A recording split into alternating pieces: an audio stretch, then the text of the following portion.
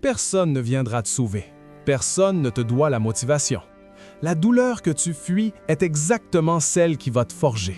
Soit tu acceptes la vérité et tu travailles dans l'inconfort, soit tu restes faible toute ta vie. La plupart des gens veulent réussir, mais ils refusent de devenir la personne que la réussite exige. Tu veux la vérité? Pas celle qui fait du bien, celle qui réveille. Aujourd'hui, je ne vais pas te motiver. Je vais t'exposer les dures vérités que j'ai apprises dans la douleur, celles que ton confort essaie de te cacher.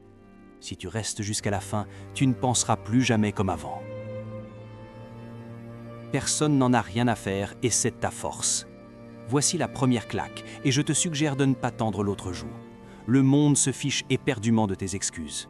Lis-le encore, respire un coup, encaisse.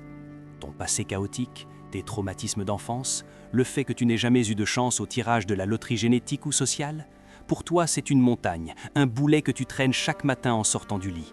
C'est ton histoire, ta douleur, ton identité. Mais pour le reste de l'univers, c'est du bruit blanc. Le soleil se lève que tu sois déprimé ou non, les factures tombent que tu sois prêt ou non. La concurrence avance pendant que tu laisses tes plaies. Est-ce que c'est brutal? Non, c'est lucide. Tes circonstances expliquent peut-être ta situation actuelle, mais elles ne justifient rien, absolument rien. La victimisation est une drogue douce. Elle est confortable, elle attire parfois la pitié, mais elle t'anesthésie et t'empêche de bouger. Je ne te parle pas d'une tour d'ivoire, je te parle depuis la boue.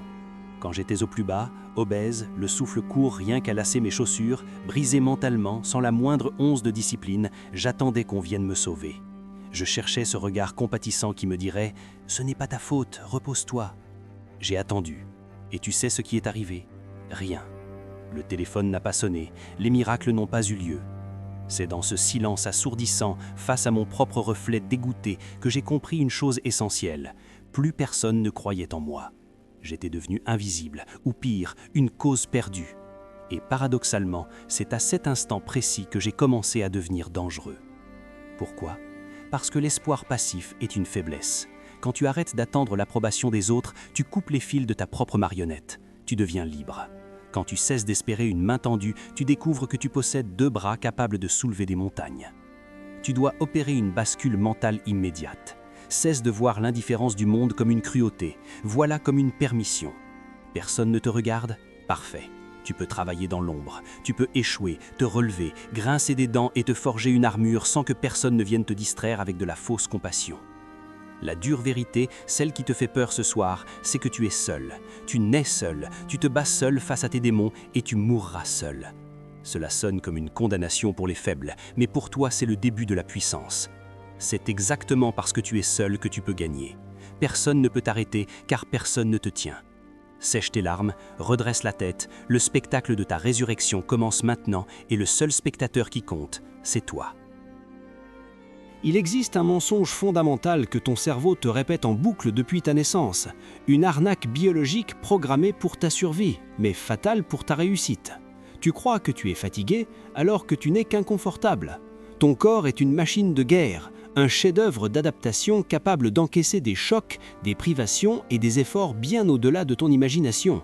Le maillon faible, ce n'est pas tes jambes qui tremblent ou tes poumons qui brûlent. Ce qui abandonne toujours en premier, c'est ton esprit. C'est ce que j'appelle le gouverneur. C'est cette petite voix insidieuse qui hurle stop dès que le rythme cardiaque s'accélère un peu trop. La fatigue, c'est souvent un bluff mental.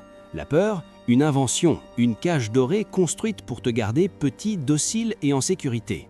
À chaque fois que tu te dis « j'en peux plus, je suis au bout », la vérité brute, c'est que tu n'as entamé que 40% de tes réserves réelles. Tu viens à peine de commencer. Ce moment où tu penses craquer n'est pas une fin, c'est le véritable point de départ. Tout ce que tu as fait avant, c'était de l'échauffement. Moi, j'ai dû apprendre à réinitialiser ce système par la force. J'ai appris à aller chercher la douleur, à la traquer comme une proie. Pas par masochisme, je ne suis pas fou, mais par nécessité de vérité. Parce que la douleur a une vertu que le confort n'aura jamais. Elle te déshabille, elle fait tomber les masques sociaux et l'ego. Quand tout brûle, quand chaque fibre de ton être hurle pour retourner sur le canapé, quand ton cerveau te supplie d'arrêter avec des arguments logiques et séduisants, c'est là, exactement là que la magie opère. C'est dans cette seconde de négociation brutale avec toi-même que tu construis un mental que personne ne peut casser. C'est là que tu tannes ton esprit comme du cuir. La plupart des gens fuient cet endroit. Ils paniquent dès que la température monte. Ils veulent la récompense sans la traversée du désert. Moi, j'ai décidé d'y planter ma tente. J'y ai bâti ma maison. J'ai appris à trouver le calme au centre de l'ouragan de l'effort. Quand tu es capable de rester lucide alors que ton corps est en alerte rouge, tu deviens intouchable dans la vie de tous les jours. Une réunion stressante, une rupture, un échec financier, c'est de la rigolade comparé à l'enfer que tu as volontairement traversé ce matin à 5 heures. N'aie pas peur de souffrir un peu, aie peur de passer ta vie sans jamais savoir de quoi tu es réellement capable quand le gouverneur arrête de dicter ta loi. C'est le plus grand mensonge qu'on t'ait vendu, et c'est la raison principale de tes échecs passés. Tu attends d'avoir envie de le faire. Tu attends l'étincelle, la musique épique dans ta tête, le bon alignement des planètes. Laisse-moi être clair, la motivation est une arnaque. C'est une émotion volatile, une touriste qui vient te voir quand il fait beau et qui disparaît dès que la tempête se lève. Elle dépend de ton sommeil, de ton café, d'un compliment reçu la veille ou de la météo. Construire ta vie sur la motivation, c'est comme construire une maison sur du sable mouvant. Tu ne peux pas compter sur elle quand tu es dans les tranchées. La discipline, elle, est un tout autre animal. La discipline ne négocie pas. Elle se fiche de savoir si tu es triste, fatigué ou si tu as mal dormi. C'est un contrat signé avec toi-même, une loi martiale interne. Tu t'entraînes quand tu n'as pas envie, tu écris quand tu n'as aucune inspiration, tu passes ces appels de vente quand ta voix tremble, tu avances même et surtout quand tu te sens nul, lourd et incompétent. C'est là que se joue la différence entre les rêveurs et les prédateurs.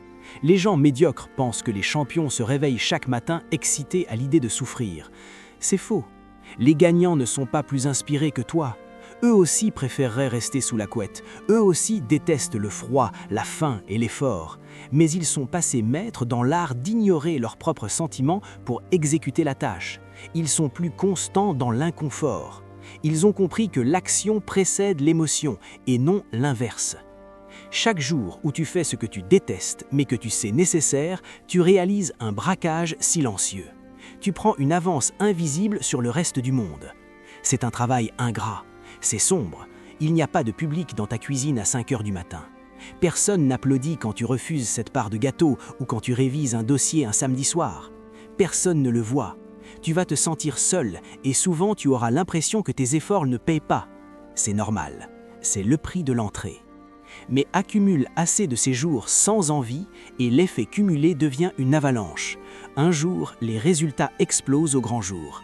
Les gens te regarderont avec envie et diront que tu as du talent ou de la chance. Ils ne verront que le trophée, le corps sculpté ou le compte en banque. Toi, tu souriras intérieurement, parce que tu sauras que ce n'était ni la chance ni la motivation, c'était juste toi, jour après jour, refusant d'écouter tes propres excuses. On t'a appris à être poli, à ne pas faire de vagues, à chercher le consensus. On t'a dit que le succès, c'était d'être apprécié de tous. Mensonge. Si tout le monde t'aime, c'est que tu es tiède, c'est que tu ne menaces personne. Arrête de vouloir être aimé, arrête de vouloir être compris. La compréhension est un luxe que tu ne peux pas te payer pour l'instant. Quand tu décides de changer radicalement, tes proches seront les premiers à essayer de te ramener dans la cage. Non pas par méchanceté, mais pour calmer leur propre insécurité. Ne perds pas ton énergie à leur expliquer ta vision. Ne cherche pas leur validation. Deviens incontournable.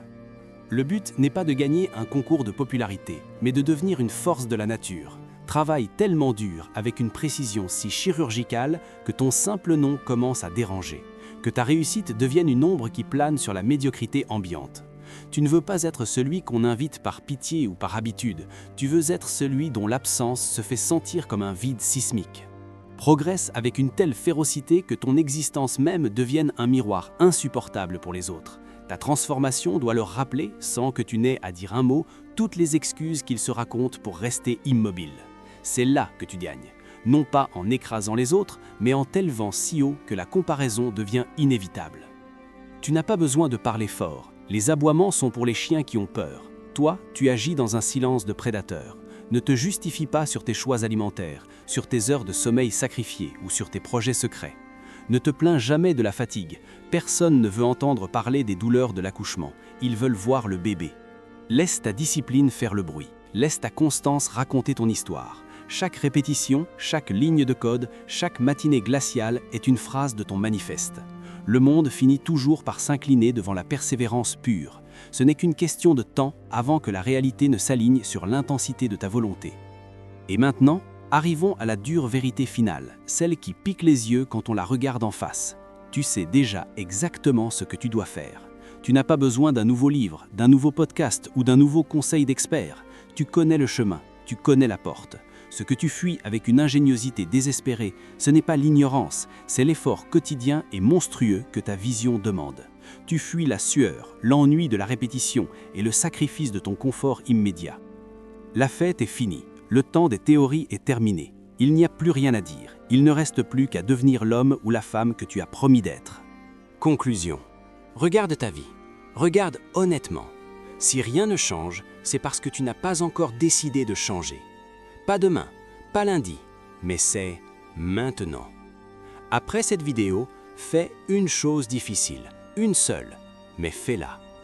Et si ce message t'a touché, écris en commentaire « Je prends la responsabilité ».